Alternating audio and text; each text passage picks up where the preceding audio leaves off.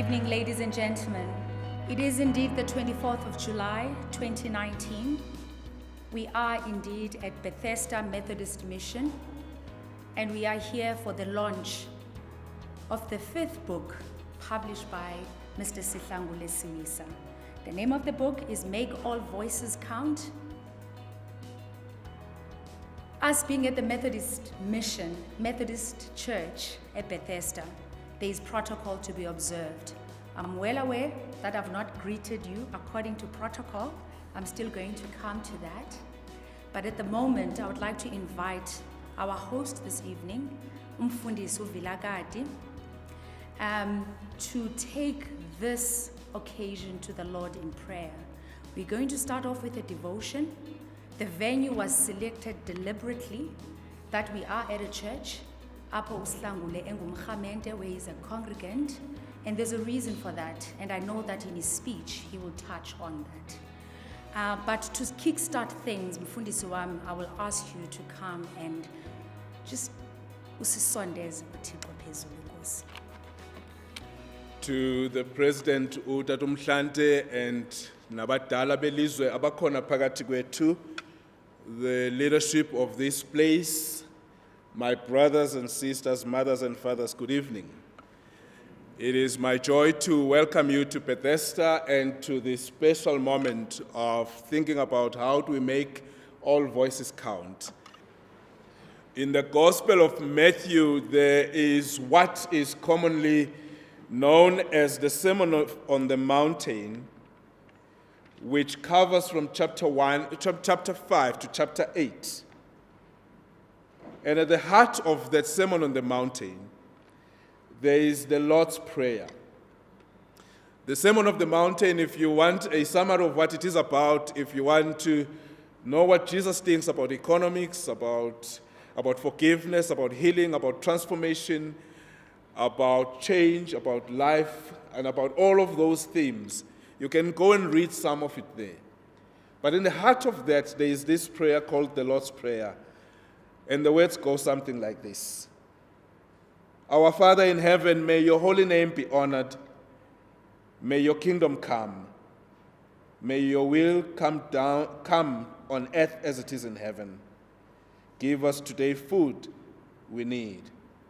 Forgive us for the wrongs we have done, as we forgive the wrongs that others have done to us. Do not bring us to testing, but keep us safe from the evil one. Amen.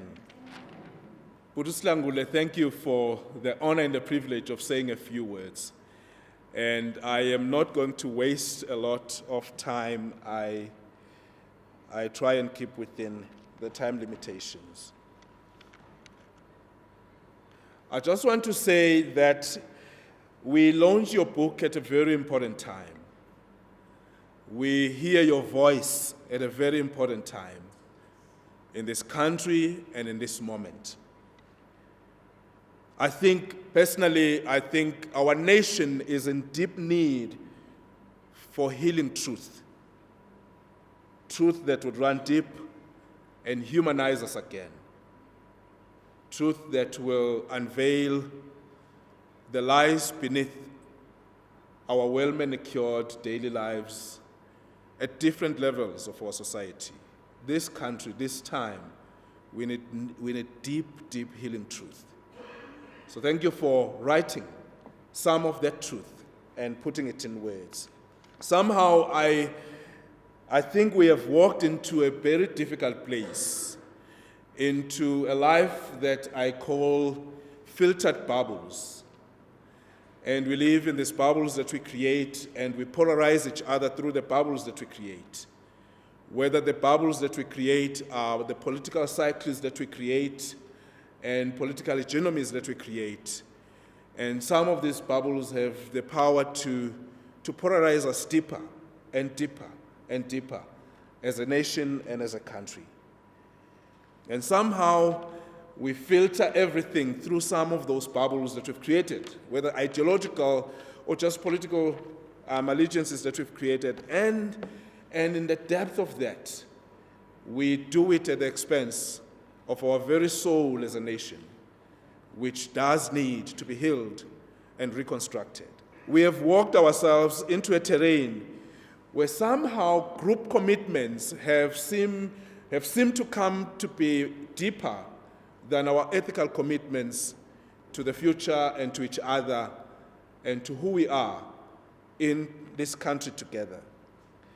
Somehow we have, in some ways, in the ways that we are beginning to live, it seems like we've even severed those roots of justice that have brought us to this moment.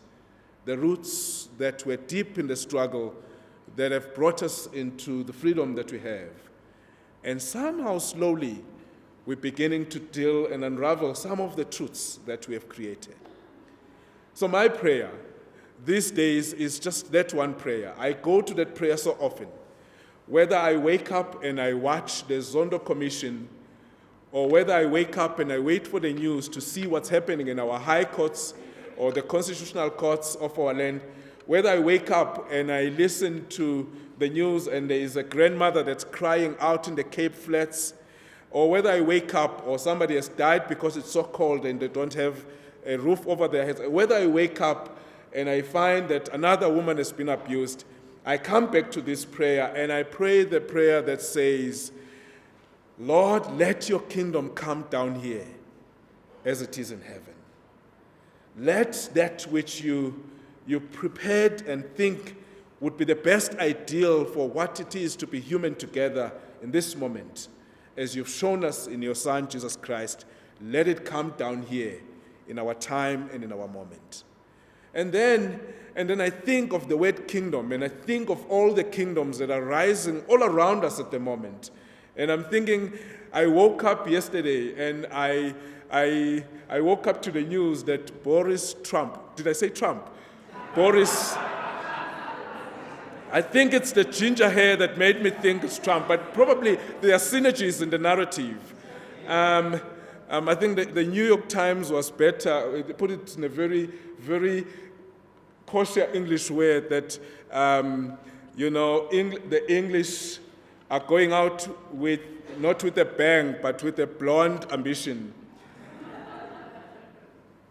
And whether we're waking up to those hegemonies that are growing, the masculinities that are showing up, that white power that has seemed to rule the world at a point in time, coming back in a different versions and coinations, I pray that may God give us the courage to dismantle those empires that are growing. Whether the small empires that we create here through corruption, or whether the big empires that we create around the world, we pray for a different imagination. Sihlangule likes a particular verse that was said by the prophet Isaiah. And in that verse, it goes something like this as I end. Before the things came into being, I called them into being. And then I said a word. And Lord, they started to happen. And they came into being. My plea is that as we read through the pages of this beauty that you've given us, as we walk from this place, we would imagine and call into being those things that make us better humans together, those things that strengthen the cause of justice in our country, those things that will strengthen the infrastructure of what it means to live for the common good, not for the good of few, those things that will strengthen what a future this land would have if we were committed to a better future together. Let's name those things, call them into being, and then God, on our side, will bring them into being. Thank you, Mfundisi. There is a belief that ecaweni umthandazo asubuleli. We do not really give thanks and praise for umthandazo, but we are grateful for the word, Mfundisi, and for you to set the tone of what this evening is about. Something that I took from what you were saying, Mfundisi, is the need to have healing truths. Inyaniso ezakhayo, inyaniso ezibophayo. Thank you for that. And I'm hoping that the man of the hour, when he does address us, he will touch on that. Because when you make the voices count and you explore the themes that you've explored in your book, healing truths, people that don't stand and throw stones, but rather offer solutions, are things that we are looking forward to. I've read your book, and I think they are there. So we are looking forward to hearing your view and for you to make this book come alive to the people around this, that are here this evening. So we really are looking forward to that. Mine is a very easy task. The first one is to greet you properly. Former President of our Republic, President Motlanthe, and your beautiful wife, Umama Gugu Motlanthe. Our church leadership yalapha eBethesda, umfundisi wami besendibulisile, Sihlangule and your beautiful wife. Your family is here.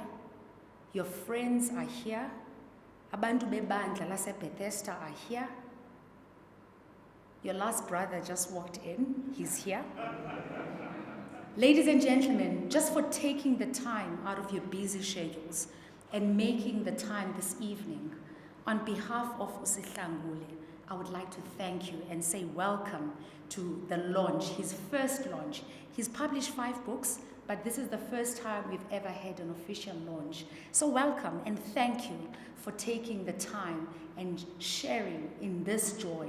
On his 41st birthday, he was born on the 24th of July, back in 1978. So today he celebrates his 41st birthday, and what a way to celebrate.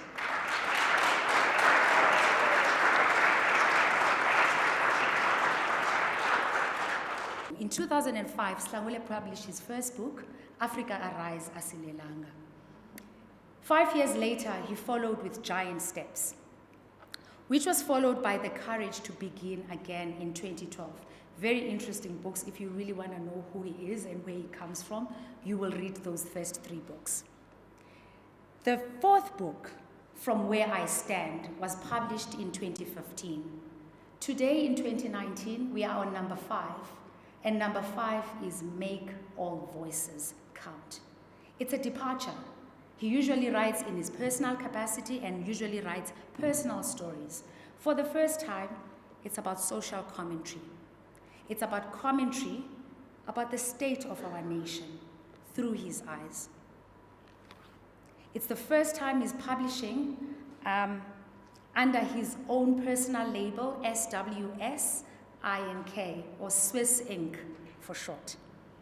It's the first time that he's launching this, and he has opted to do it here at Bethesda because it is his belief that the first fruits belong to the church. That's why we are here. I would like to thank the church. There is somebody that's going to come through and do a vote of thanks. But I would like to thank Umfundisi Vilakati and the church management for being open enough to the idea of allowing the congregants of this church to be able to facilitate these kind of conversations and not confine conversations only to Sunday praise and worship. So thank you for the progressive nature of this church. Sihlangule, ngizawubiza wena ngoku. I'm going to call you to address us. And I see that your mom is seated on the front row. And I know uzahlabela eliculo xa usithi ndithathe ndibeke apho uthanda khona. Mahlanga, you can do the right thing at this junction.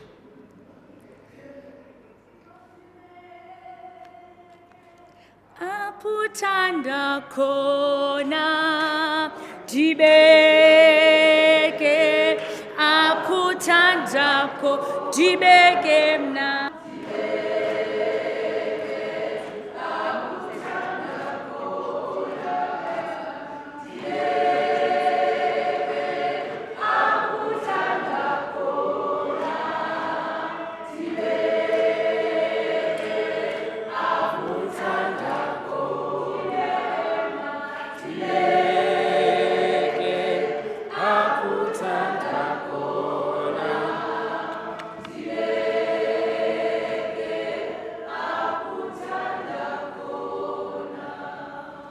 Thank you very much.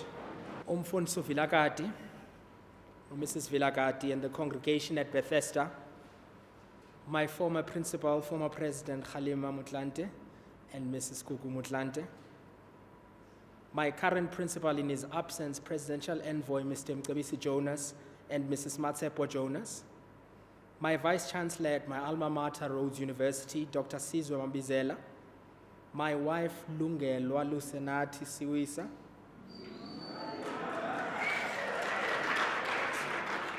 my parents, Mr. Inza and Mrs. Nolundi Siwisa, my parents-in-law, Mr. Mncedi Singozwana and Mrs. Lulu Ngozwana, umakhulu Magadebe noma Mthembu noma Xaba abangasekhoyo, my confidant and wise counselor umakhulu Mangwana nogesi, omakazi nomalume nodabawo notatomncinci abakhoyo apha nabangakwazanga ukuza, and my extended circle of siblings bakwaSiwisa nabakwangozwana, abazala bethu abakhoyo nawo wonke umlisela nomthinjana weliswe lakowethu molweni.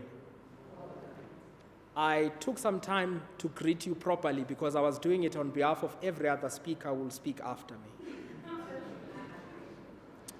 Allow me to begin by thanking you for accepting the invitation to come and bear witness to the launch of the book, Make All Voices Count. The theme of today's program, which can be found on the opening page of the book, is African Child, Our Time Has Come. We are the leaders we have been waiting for. We are the prophets we have been praying for and trusting God to send. I then end off this bolder session by saying, above all else, there are no illegitimate voices amongst us. So please repeat that part because it's the theme of my speech. Above all else, there are no illegitimate voices amongst us. Let us begin. On the 11th of October 2018, comedian and actor Dave Chappelle was honored with the W.E.B. Du Bois Medal in recognition for his contributions to African and African American culture and the life of the mind. In his acceptance speech at the Hutchins Center for African and African American Research at Harvard University, Dave spoke of the need for stand-up artists to take the latitude to speak truth to power and society at large without fear of censure or violence. These are the healing truths Mfundisi was talking about. He said nowadays we live in an age where artists are expected to speak with the precision of lawyers and politicians, which is wrong because they are not. This sentiment echoes the words of French philosopher Voltaire, who once said that to pick up a pen is to go to war. So allow me, Mfundisi, to say a silent prayer before I go on a quest of whispering truth to power. I believe it was the 13th of July 2017 when I sat down and wrote an open letter as a citizen, which I never sent to the sitting president at the time. But the matter distressed me so much that it provoked me to make it the subject of my 5th book. The letter read as follows, and I won't read all of it. Dear Mr. President, I may not be a card-carrying member of the African National Congress, but I voted for the ANC 4 times in the national elections of 1999, 2004, 2009, and 2014, which then means that I voted twice to place President Thabo Mvuyelwa Mbeki into the presidency, and I did the same for the current president, Jacob Gedleyisekisa Zuma, on 2 occasions. The first reason why I declare this up front is to demonstrate that as a South African citizen, I exercise the right to vote for the current and past leadership of the country. This then means that I not only take ownership for being part of the process that led the ANC to power, but I have also earned the right as a citizen to hold the President of the Republic and his executive accountable for how they lead. Furthermore, as a citizen who voted for the ANC, I have earned the right to hold the ANC leadership from the top 6 to the National Working Committee and the National Executive Committee, accountable for how they lead after having entrusted the party with the presidency and the powers of state. The second reason why I declare this is that of late there have been pronouncements that seek to alienate and delegitimize the voices of those who vote ANC but are not necessarily part of the formal structures of the ANC, in a manner that suggests that our voices have less validity simply because we do not pay the annual fee, carry a card, or belong to a branch of the ANC as it currently exists. Mfundisi, I believe this is wrong. Historically, the birth of the ANC as a people's liberation movement was founded on mass mobilization of various sectors of broad society, from civic organizations, labor formations, church institutions, traditional leadership, and various representations of diverse communities. For instance, when the Congress of the People gathered from the 25th to the 26th of June 1955, it was a multiracial assembly of progressive thinking people drawn from various walks of life with various political formations such as the ANC, the South African Indian Congress, the Colored People's Organization, and the South African Congress of Democrats. This highlights that even before the formation of the tripartite alliance, the ANC drew towards itself an alliance of forward-thinking organizations who agreed in one voice that South Africa belonged to all its people, black and white, and they articulated this belief in the Freedom Charter, which they drafted and adopted in the winter of 1955. This document was a product of plural thought from minds emanating from diverse schools of thought, but with one common goal: to declare that no government can justly claim authority unless it is based on the will of the people. The will of the people in this context, I dare attest, is not limited to card-carrying or active branch members of the African National Congress, or those who sit in the National Working Committee, the NEC, or the Parliamentary Caucus for that matter. The will of the people is the sum total of the diverse opinions, hopes, dreams, fears, concerns, challenges, and aspirations of the colorful spectrum that constitutes South African society. Hence, the Freedom Charter boldly declares that the people shall govern. For this reason, I reject the notion that there are illegitimate voices amongst us. I reject further with contempt the false assertion that differing with the leadership of the ANC or a particular leader of the ANC, regardless of whether one is a member of the ANC or simply a citizen who votes ANC, is in itself an act of disloyalty. The ANC was founded on principles of scholarly debate and revolutionary engagement.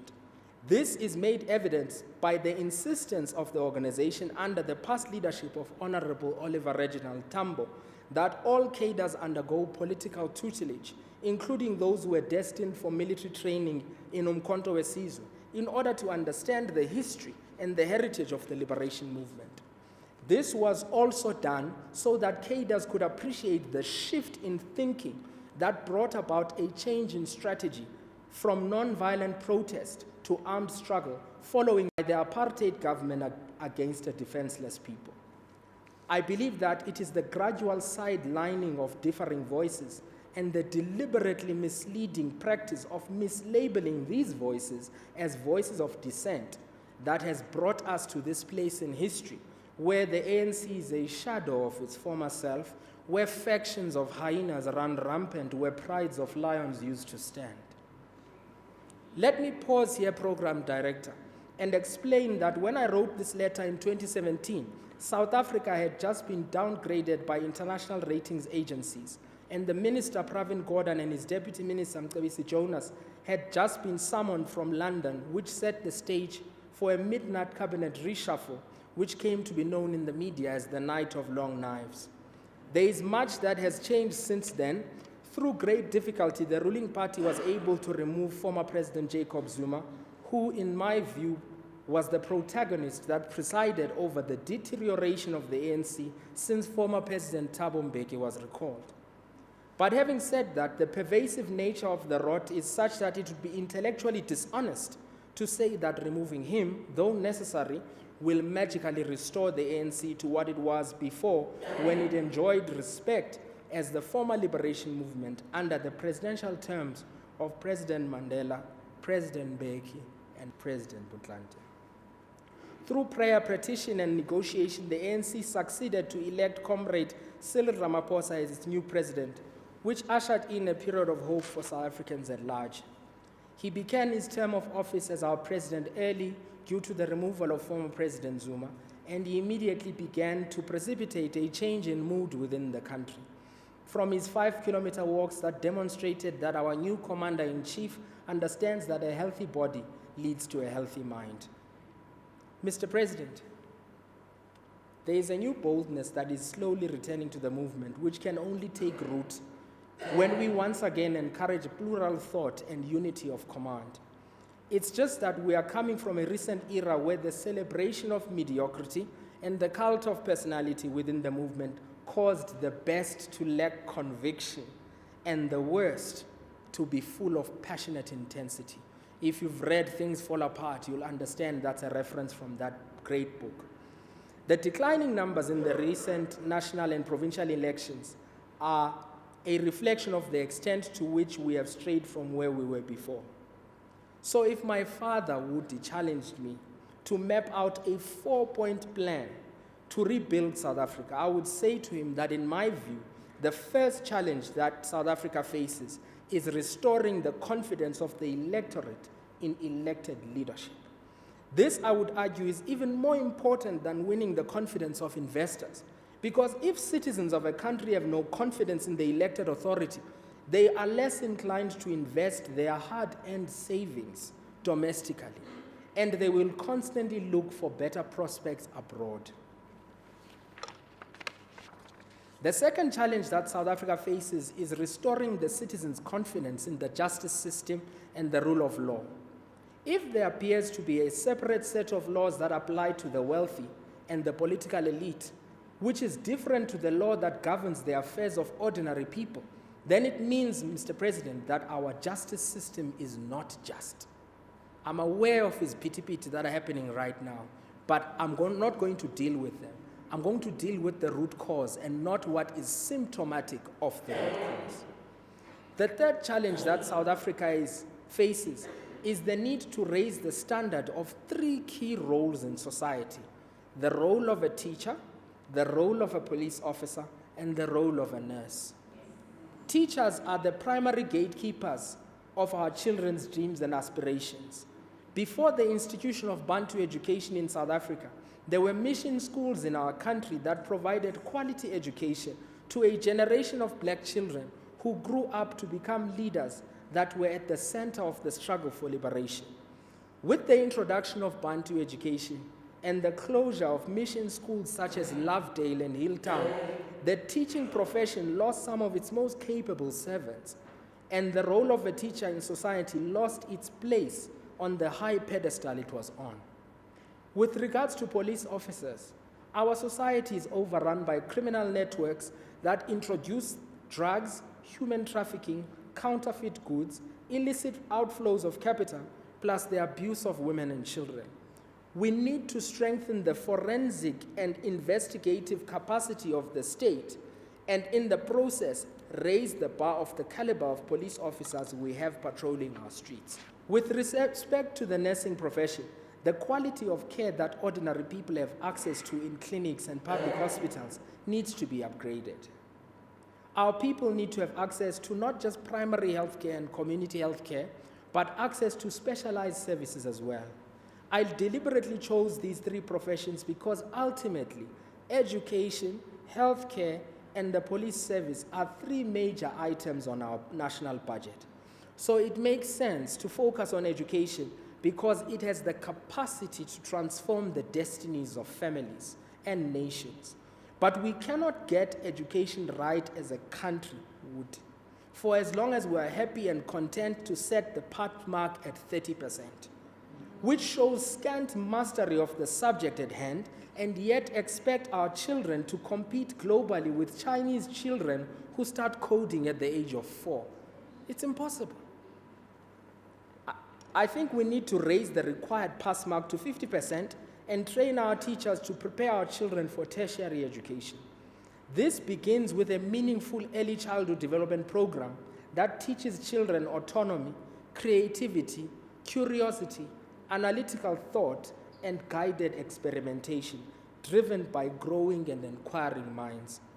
The fourth challenge, and it is the last challenge, that South Africa faces is the widening gap of inequality. In the words of Professor Thuli Madonsela, in order for us to understand where we are as a country, we need to understand the history of families who were prejudiced by unjust laws of apartheid and colonialism, and balance that history by analyzing and quantifying the financial base amassed by the families who benefited from these unjust laws. I doubt this message would be popular in certain parts of the country. She concludes her point by saying that the mathematical principles of exponential growth and compound debt and interest rate are able to explain why equal opportunity in the present is an illusion without reparation of compound disadvantage. This problem, thank you. This problem can be traced back to the series of compromises we made at the negotiating table in the multi-party talks that were a prelude to multi-party democracy, where we secured constitutional liberties for our people at the expense of leaving the patronage networks of white privilege untouched and free to continue accumulating wealth built upon exploitation of black labor and expropriation of land rich in mineral resources. We cannot run away from the need to redistribute wealth that is held by trust funds and multinational corporations. Where the law was perverted and used as an instrument of dispossession, we must now restructure and rehabilitate the law and use it as an instrument of redress. This can be achieved by raising the corporate and trust fund tax regiment in order to mobilize resources to create a sovereign wealth fund. This fund would then finance education, innovation, and social entrepreneurship programs that bring about material social change. So with regards to rebuilding South Africa, I would focus on 4 things. Rebuilding the confidence of citizens in elected authority, rebuilding the confidence of citizens in the rule of law, raising the standard and profile of education, healthcare, and policing, and number 4, redistribution of wealth and closing of the inequality gap by creating a sovereign wealth fund. This by itself will not increase our gross domestic product overnight or our year-on-year growth and make it job creating. However, I chose these 4 variables because until such time that South Africa can create an environment where there is an overwhelming national sense that we are led well, well-governed, and on the way to being cared for better, educated better, and better protected, there is no foreign investor who will invest in an economy where the domestic citizens themselves have no confidence. We need to build an atmosphere of patriotism where ordinary citizens feel that they are led with genuine interest and intent. We need to rise to the top of the voices that are clamoring for our citizens' attention, not because we are the largest in number and therefore shout with the loudest voice. On the contrary, even when we whisper, our voices must resonate and rise to the top on the basis of critical content and coherence. Amandla! Former President Thabo Mbeki once said something in closing. He said, "I am ready to defend at the top of my voice your right to differ with me at the top of yours." It was appropriate for us to raise our voices during a time when our voices were constrained by oppression, banishment, and violence. And indeed, we did so both in voice and in song. Now that we are free to articulate our thoughts without fear of censure, we need to learn to differ with each other without drowning out each other's voices. We have to remain, as President Mbeki seems to suggest, as keepers of one another's freedoms. In order to differ with dignity, we need to give ourselves permission to gauge sense, not by the volume and militancy of one's voice, but by the weight of critical content and robust quality of engagement and the thought process that informs that militancy.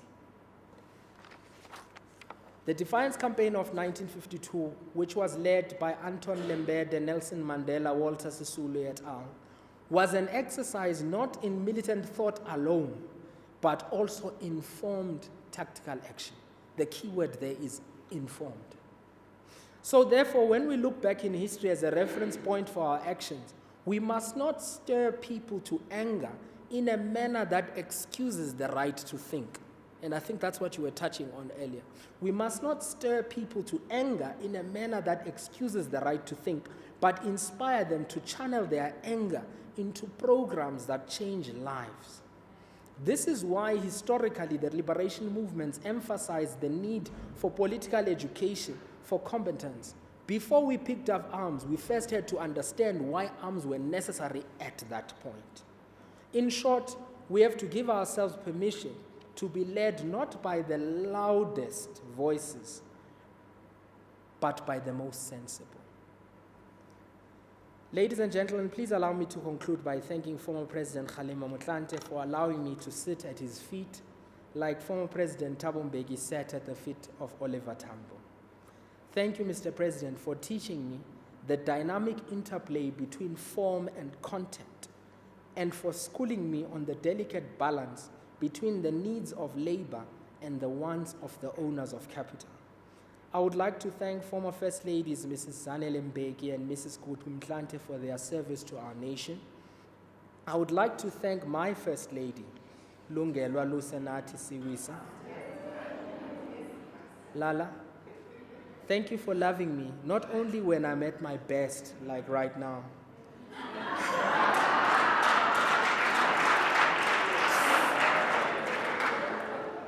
Enkosi Matiane, for always reminding me who I am when I begin to sink under the weight of anxiety and expectation. I would like to thank my parents, Mr. Intsakositsile Vuisile Siwisa and Mrs. Maureen Pearl Nolundi Siwisa, for firstly giving my siblings Nomba, Samhlange Nkululeko, Sibangilizwe and Salatiso, for first giving me my siblings. And I think the greatest gift you ever gave us as Utata Nohuti is the gift of a happy childhood. I always took it to be ordinary that every child grew up under an environment where there was a roof over their head, there was food on the table, and there was love. And I discovered as I grew up that's not always the case. So I thank God for placing me in your care particularly. If I could choose again, ngaphinde ndizoncanca apha kuwe.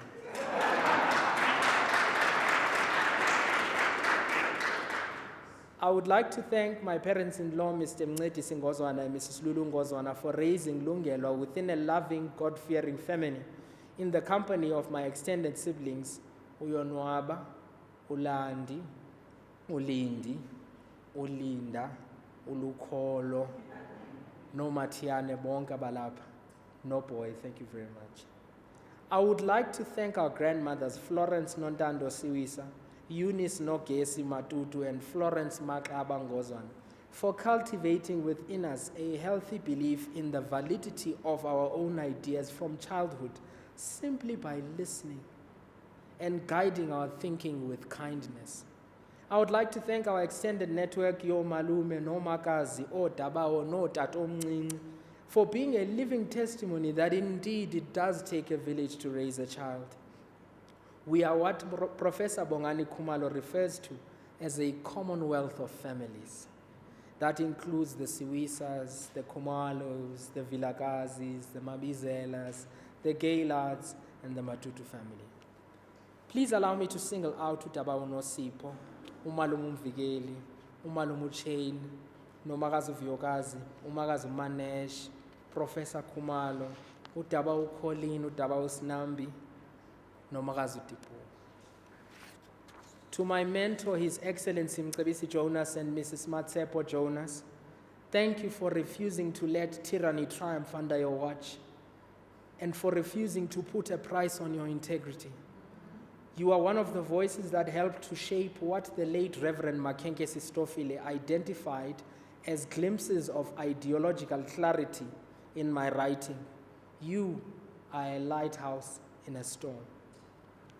Thank you to my Vice-Chancellor, Dr. Sizwe Mabizela, for writing the foreword to my previous book, From Where I Stand, and thank you to Professor Shepard Mayatula for interrogating the concept document that gave rise to that book. Thank you to my peers, Wamkele Mene, Simi Siwisa, Khuluhelo Muhlate, Siphiwe Mpie, Belekazi Mabandla, Siya Makuphula, Dr. Baba Lamaolwana, and Tulani Ntuli. Thank you to Reverend Vilakati for opening up the doors of Bethesda Mission Methodist Church for this book launch. Ututidi Jakes, before I die, I want to run in the wild of my destiny. And I feel like today I've stepped into another dimension of that destiny. Enkosi Mfundisi. Mbasa, thank you for hosting this event with dignity. And Salati, so I thank you in advance for being the voice that concludes tonight's proceedings. Mush, thank you for your artistic contribution. And Liz, I'm counting on you to make sure that I do my taxes properly. Thank you to Anele and Khutato from Generation Z for enabling me to be part of the We Are Democracy campaign that sought to inspire and persuade young people to register and show up at this year's election. Thank you to Mandlakazi Mbete and Pearl Ntuli for preparing our coffee afterwards. Thank you most kindly to Tembela Mnute and Nandi Padlavana for preparing the holding room before this event. Thank you to Mutai for filming today's proceedings and Sivu for taking pictures. Thank you to Upudvuyo, Usisno Mfundo, and the audiovisual crew at Bethesda. You guys rock. Thank you to Bulelani Mahlasela and Yonoma Wabinza for availing themselves to sell the books today. Thank you to my friends Zandile Manana and his wife Palisa Manana. Palisa is the one who was Shabela when no one else had the balls to do it. Thank you. That shows initiative. Thanks to my friends Khauta, Kodisang, Stelo Moya, Zwake Mahlangu, and Norin Mashiman. Thank you to Marvo Solomon, Olisa Vicha, and Zamo Masito for being role models of a life lived in service to others. None of this would have happened without the expertise, enthusiasm, and energy of my team, Buto Kumalo, Royce Masia, Toby Lehans, and Tebu Khomapine. I welcome to this team Ntabi Mahotla, Ellen Beitendach, that's my Zelda, and Tobeka Munwadibe. Please give them a round of applause.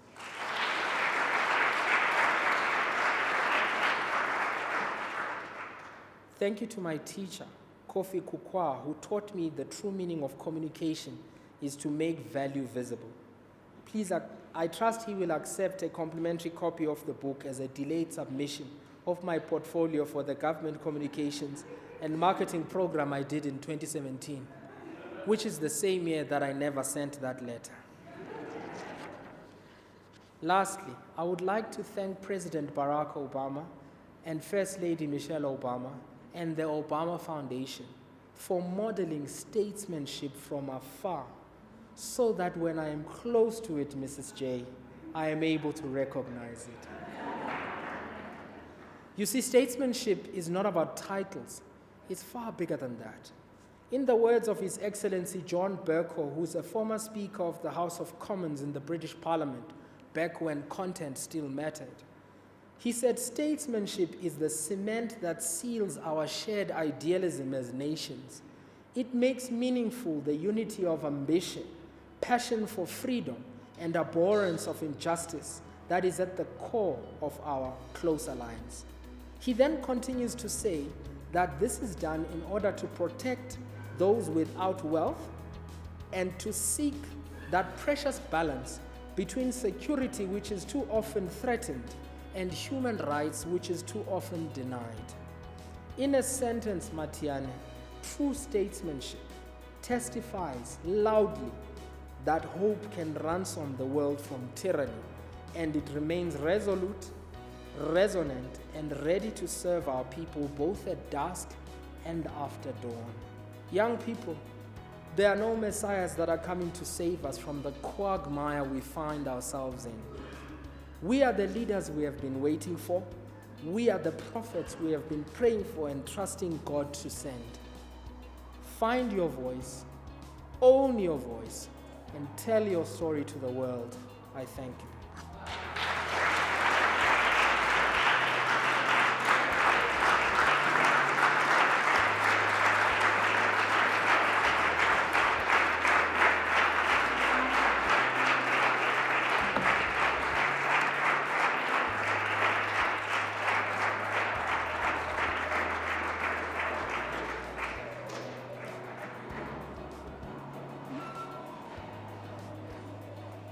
You are the wordsmith in the family, so I will not even attempt to match you because I cannot. But I think as you were talking, I couldn't help but see myself going through a journey. You took us on a journey where you looked back at our history. You held the mirror in front of us and critically evaluated where we come from. You critically looked at some of the mistakes we've committed jointly, whether in power or in our respective little corners, where we expect things to be done for us. And those that are elected, some of the classic mistakes that they have committed that have got bigger consequences, as it were. You also took us through a journey of self-reflection. You quoted a few books, Things Fall Apart. One of the greatest, if not the greatest, I'm very biased, one of the greatest pieces of work that this continent has ever produced. We know that story, yet we see it repeated time and time again. You took us through that journey. You gave us a crash course in economics. Very basic, but just enough. Back to the basics of what runs the engine of a country. Demystified it. There's a lot of literature out there. There's a lot of talks. But you gave us a 4-point plan, the vision according to Sihlangule M. Particularly, the third point that you spoke of raising the standards of teaching, nursing, and policing in our country as one of the practical initiatives that we can invest in as a country to guide us forward. I like that. You're not just a barking dog, barking at a moving car, offering healing truths, Mfundisi wami. It doesn't help us pointing fingers all the time. You challenged us into the spirit of servitude. I believe the servant leadership that you spoke of, I don't know if you alluded to it or you spoke about it, that each and every one of us have got the responsibility of ensuring that, one, we have voices, and we make sure that those voices count above all else. I don't know about you, ndivile mna. Our voices count. No voice is bigger than the next. All of it works. But for them to count, you need to have one in the first place. I believe the next speaker, Anobet. Sihlangule. There's a saying in my mother tongue, isiXhosa, that umntwana ubukwa kulonina. Hey, now I have to translate that in English. I think we can chat when we're having a coffee break, and we'll try and translate that. I don't know what to say at this point, but in this keeping with that notion, yoba umntwana ubukwa kulonina. Sihlangule has chosen his uncle, Unobeta, to give us a brief response from the elder's perspective. He's alluded a number of times that we youth gabe South Africa, iphela ku age 35, but ke asikho lapho. The young 41-year-old has requested Mr. Mvikeli Matutu to give us a brief response from an elderly perspective, which will then be followed by the vote of thanks, after which we will all enjoy a cup of coffee. Very short program, if you could just bear with us, we are almost there. Thank you. President Mutlant and your lovely wife, Ukuku. Mfundisi uVilakathi, congregation yase-Bethesda, xa ndibiza ii-hosts zethu apha, in all its organizations, in all its formations, in all its structures, the leadership and the organizations as they are here, bese kutshiwo that when Sihlangule was going through all protocol, it was so that we don't have to go through it. He has done it for us. I greet you all in the wonderful name of our Lord and Savior, Jesus Christ. Amen. The occasion is to come and celebrate with Umchana, and as he launches his book, Make All Voices Count. It's a very exciting occasion. Sometimes we do meet in this sanctuary on sad occasions, but most of the time we meet here to worship. I'm supposed to respond on behalf of the elders, or from the perspective of the elders. It's a huge ask, but I think brevity is going to be my most potent tool today.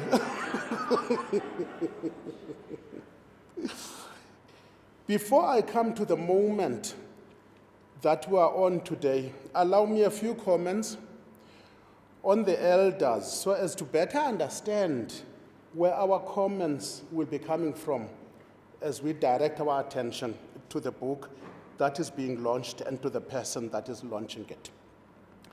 It will be brief. I'm going to generalize very, very loosely. This is not a seminar. And as I generalize the people on whose perspective or on whose behalf I'm talking, I want to say our consciousness, our political consciousness, and our subsequent political activism are things that were formed and molded in the 70s. I'm generalizing. Personally, by the time I got to the University of Fort Hare in 1976, Mozambique had been freed in 1974, shaping our debates and shaping and forming our commitment. Angola had followed in 1975, again impacting very directly on our debates, our aspirations, our commitments. Zimbabwe was in the prongs on a journey from Bishop Abel Muzorewa's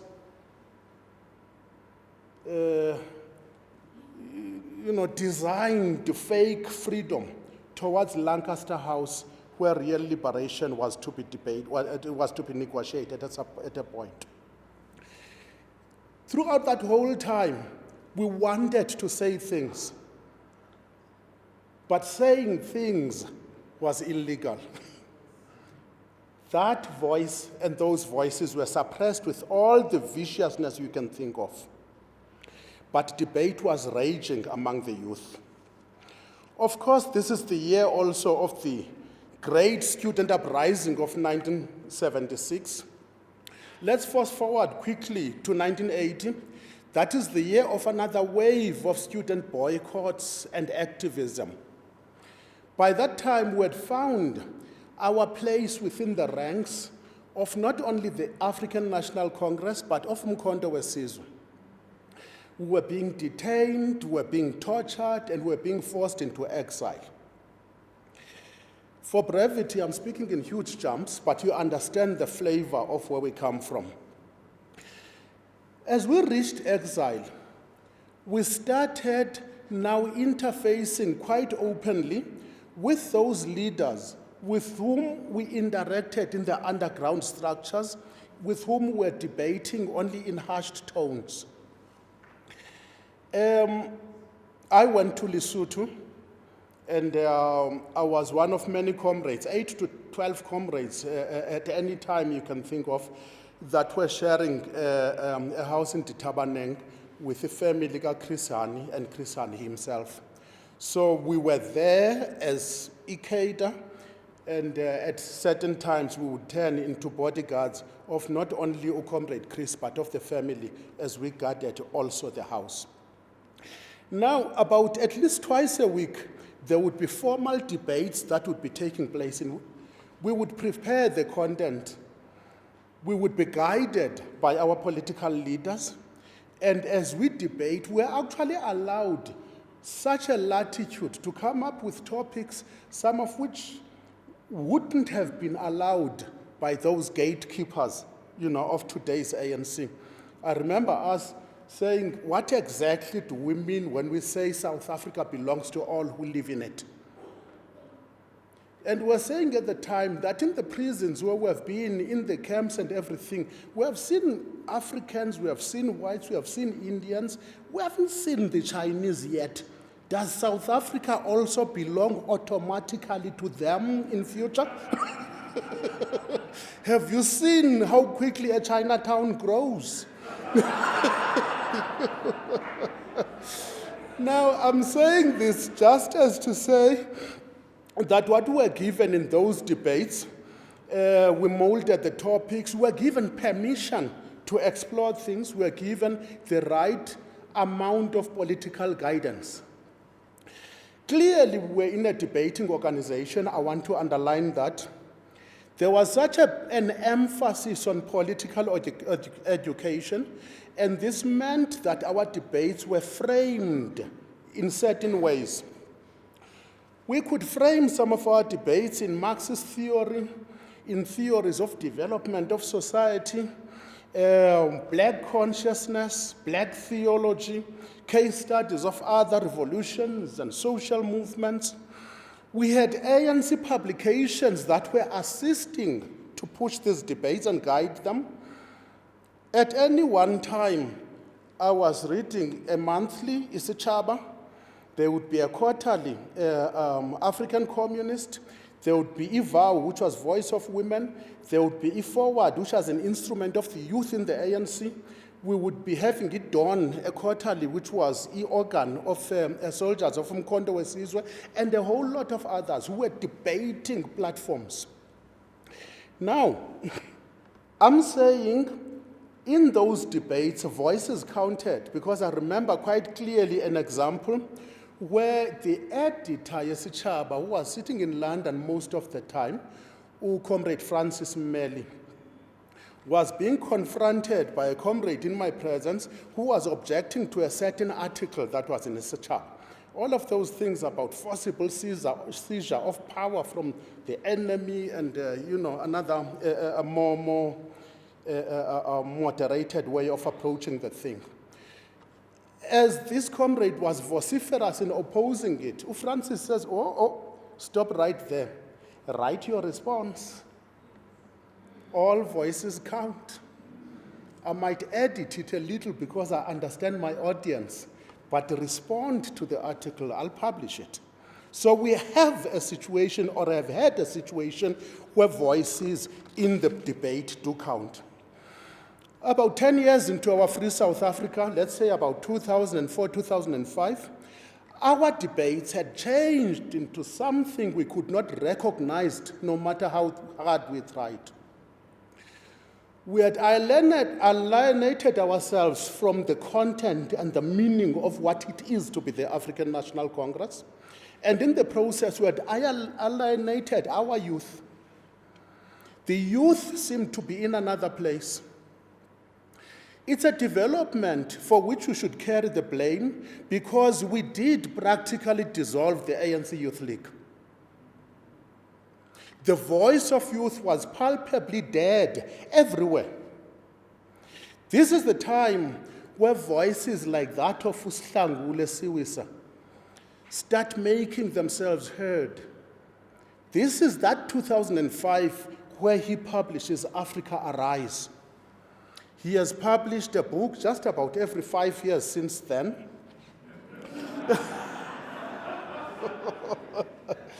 Now, which is important, we may have feared that our youth has run out of causes to energize them. We were born and grew up where there were causes. I don't know whether they were easy to reach, but all I'm trying to say is that freedom in our lifetime was a cause of the past by this time. So was unban all political organizations. So was release Mandela and all political prisoners. The complexity of the new South Africa was making identification and articulation of achievable goals that will translate into giant steps like looking for a piece of soap in the bath, you know. The words of voices like that of Sihlangule had actually fallen on fertile ground. Efforts of these voices saw the emergence of a first major drive for a giant step. The Fees Must Fall movement was born. The youth was articulate and committed. This was a drive for decolonization of educational content. It was a drive for decolonization of educational sites. It was a drive for decolonization of educational institutions and a drive for democratization of access to those institutions and to education itself. Once again, the elders were so fired up, so appreciative. Hope had been reborn. And now, as I conclude, we are here to congratulate you on your new title, Make All Voices Count. It's a mammoth contribution to the rebuilding of a culture of debate once lost, but now, in its other infancy, trying to assert itself and grow. Make All Voices Count is a call that beckons even the meek voices to the center of debates where their ideas can develop and shine. In carrying these debates forward, we know that our youth is not debating for the sake of debate. Like us, it is awake to thesis 11 of Karl Marx's thesis on Feuerbach, where he says, philosophers have only interpreted the world in different ways. The point, however, is to change it. Forward, Mkenge, as elders who are learning from the messages we are propagating, at huge personal risk in a world of viciously slanderous social media. We are reconfronted by our own dreams that we left languishing under the swirling shadows of the intoxicating promise of the new South Africa. God, the owner of the resounding Old Testament message that says, do not be afraid, is with you. The God of your forefathers is with you. Remember the wise words once uttered. Without God, people cannot. And without people, God will not. Carry on, Mkenge. Carry on.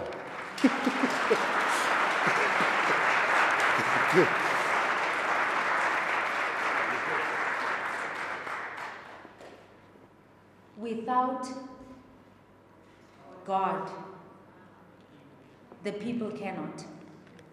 And without the people, God will not.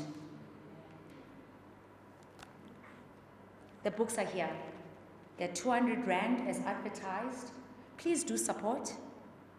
There's a tendency yokusupporta nge-hashtags. Kwabadala bethu nana. Social media, siyayazi iyasebenza, but can we translate the hashtags and the trending topics to sales? Finally, Salatiso, as you are walking to the front to do the vote of thanks, it is Sihlangule's 5th book. His next decade is the 5th decade.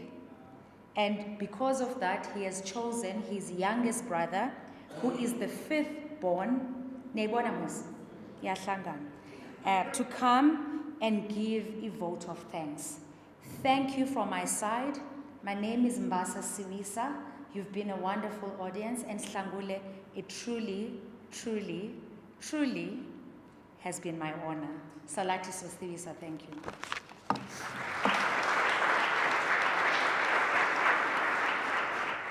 Fundisi,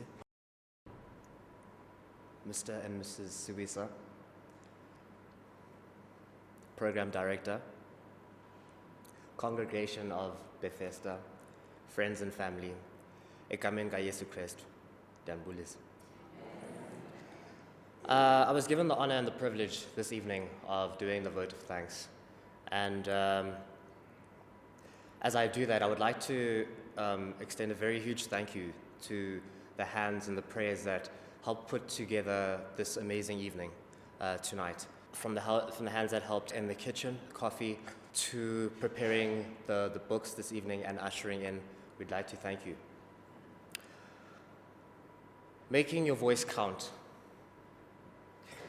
A theme that reminds us that, and you were correct, Program Director, who's spot on, in saying that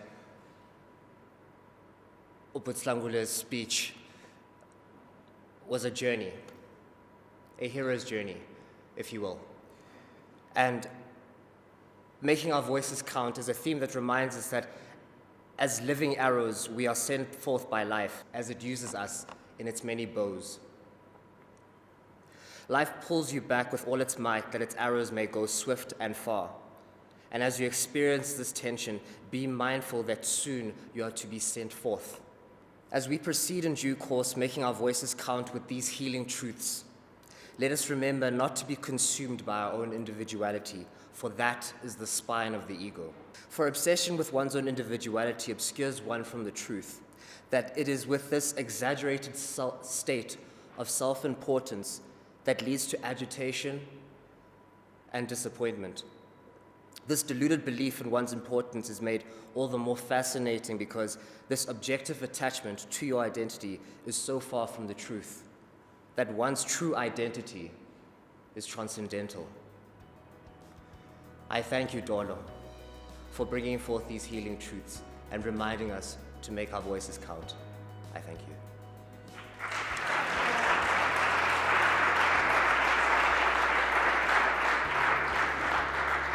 Thank you, thank you, and thank you. Thank you for the gift of your time.